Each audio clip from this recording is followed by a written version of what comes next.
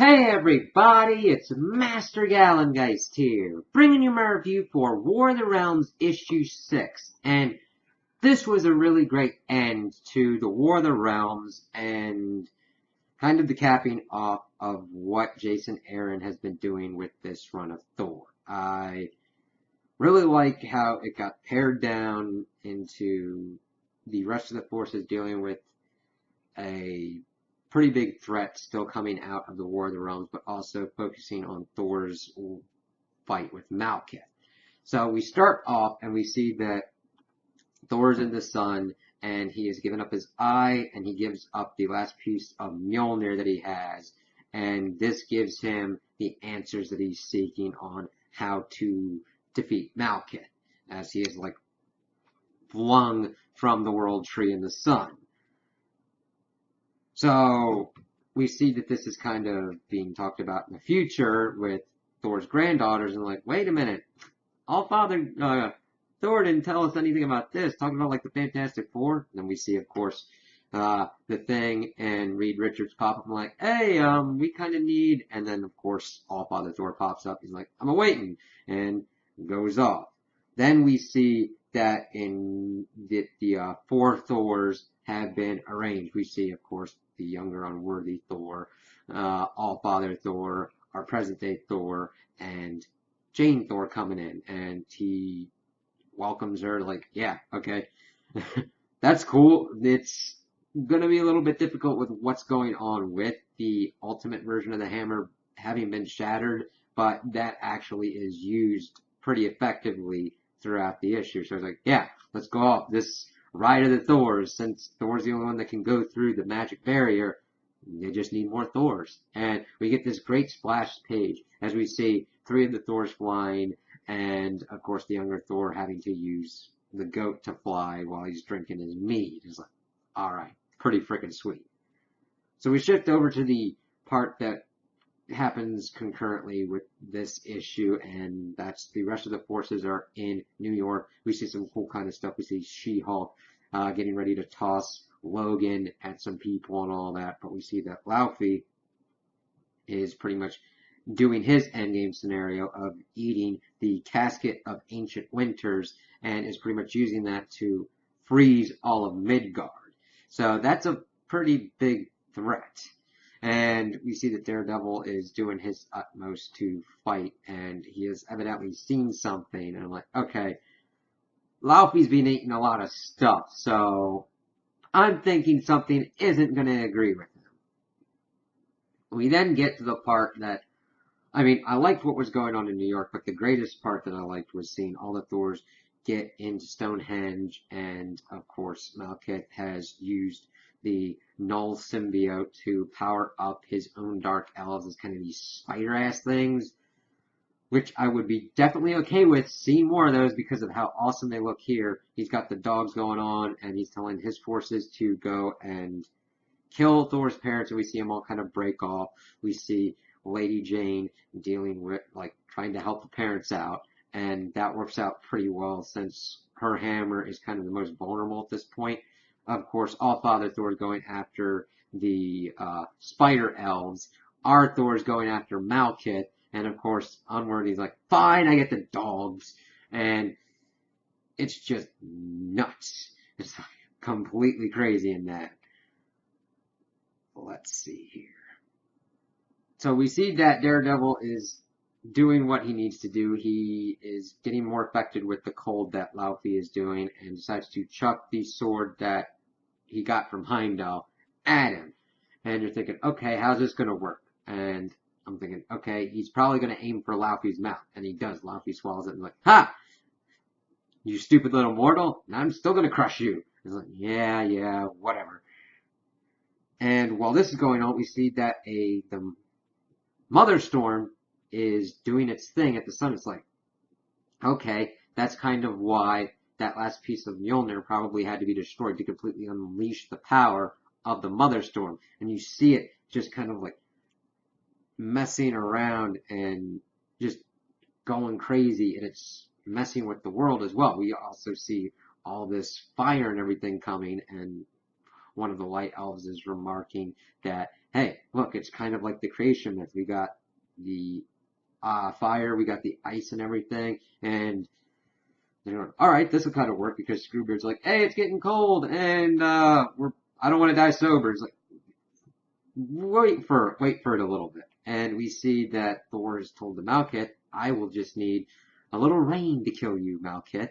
And he was like boasting about how he has powered up the Venom Blade, as he was calling it, with his dark magic, but of course fire is still a thing that messes with the symbiote. We see that the fire is raining down, and then boom, we see that Mjolnir has been reforged, and that during the battle, Thor had lost his last hammer to Malekith, and he was pretty much going to get ready to beat him to death with it. But Thor was able to counter back and was using pretty much a berserker rage. But as we're seeing, once Mjolnir fell, the young Thor's like, why didn't you just give him your hammer, old Thor? And he's like, you don't get it. God, you suck. Now, granted, old Thor didn't say that he sucks, but he's like, good God, I can't believe I was like this. Because during this whole thing, Thor had been using the sun and the Mother Storm and reforging Mjolnir like that, which is like fucking awesome. I mean, that's a great kind of just new addition to this myth, because of how Mjolnir was forged in a star and how it was done here with Yggdrasil being brought into effect. And we see that the new hammer haft that he's got is from the World Tree as well. It's like, oh yeah, and of course it's got the inscription on it, whoever holds this hammer, if they be worthy, shall wield the power of Thor, and just smacks the ever-loving shit out of Malekith. And that's splash page. And it's like, I'm going to end this Thor's damn war. And it's just fucking awesome. And just great. And how he remarks that it's the struggle that what counts. Because Malekith's like, you're not worthy for this thing. He's like, it's the struggle that counts. Gorr was kind of right, but that gives me strength now. And that he's going to be the god of the unworthy forevermore. I'm like, dude, it's awesome. And during this battle, we had seen that Jane had also helped present-day Thor by blocking one of Malekith's shots, but that is like severely messed with the hammer. It's got about like one good hit out of it before it's going to be like completely screwed. And they've gotten pretty much everything done. And we see that Jane uses the hammer and tosses it, and because Thor's like, hey, I know a good place to kind of use that one hit, and tosses it at Laufey. He gets his eye knocked out. He's like, yeah. He's like, what else you got? And this is, of course, when we see the sword come out of him as Loki has cut his way out and has the casket of the Winters. And he's like, yeah, all right. So evidently Loki has now killed the king of Jotunheim. So that's going to definitely affect some things. And, of course, we'd seen that Captain Marvel had taken out Cinder, and pretty much all of Malekith's forces have pretty much been taken to heal. And Malekith is, like, freaking out. Younger Thor chops off his one arm. He's like, I got my one good arm and everything. And Thor's like, watch out, Malekith, stop. Your fear is taking a hold of you as he's trying to command his forces, but since the fear has gripped him and he can't recognize it because he's been talking about how this war has to keep going on, otherwise nothing mattered. And it's kind of sad but poignant that he is now kind of realizing the futility of those wars and the futility of what had happened with Svartalfheim and everything that had made him what he was, as he is then ripped apart by his tiger and his dogs and just dies. It's like, holy crap. It was a gruesome but fitting way to die. And I'm like, damn. They did a good job with that. So then we see pretty much all the kind of celebrations and everything kind of going on with the end of the War of the Realms. We see that Venom remarks, the symbiote by itself, that its mind has been healed by the dark magic and ready for whatever carnage is going on. We see Logan's like, hey, Frank, how about we have a beer and celebrate this? But he's like, my war's never over, pretty much. Jane has the hammer coming back at her, but it kind of splits apart at the last moment and gives her a golden vambrace, which we know is heralding her turning into Valkyrie. So it's like, okay, that's pretty cool.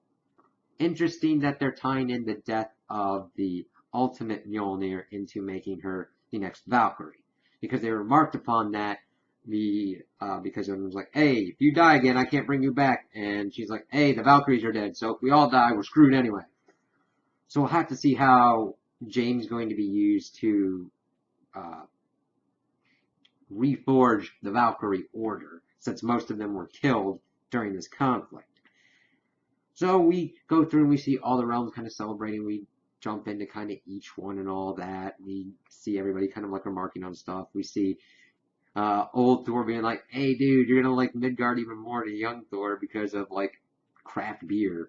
And we see Odin has decided to talk to Thor and says, well done. It's like, wow. Granted, Odin is usually given compliments to Thor, but this is a pretty good heartfelt moment. And he's, of course, saying, hey, father, it's okay kind of thing. But he's like, no, I don't know if I actually deserve that title. And then says that I'm more your loyal subject. And says that he's the rightful lord of Asgard. And say, hail All-Father Thor. And we see him turning into what we've seen in the future. He's got the golden eye patch, even though the older one's got a black one, and he's got the destroyer arm and everything. He's got Mjolnir back. It's cool seeing this kind of transition, and we'll have to see how that's going to work with Thor, and how being All-Father is going to have to change that, because you can be a leader and still do the kind of stuff that you do in the Avengers, because we see T'Challa doing that all the time since he's the king of Wakanda. But I'm really interested to see how these are going to change since Jane's going to be Valkyrie, what her relationship with All-Father Thor is going to be like and how that's going to work, what All-Father Thor is going to do to try and rebuild Asgard from this Ragnarok event, and what's going to happen with that. It really sets up some nice possibilities for new status quos for Thor, and I can't wait to see what happens from him. So those are my opinions on the issue. Tell me what you guys think in the comments below. If you liked it, if you didn't like it, if you agree with me, if you disagree with me. Also like and subscribe, and I hope you have a good day.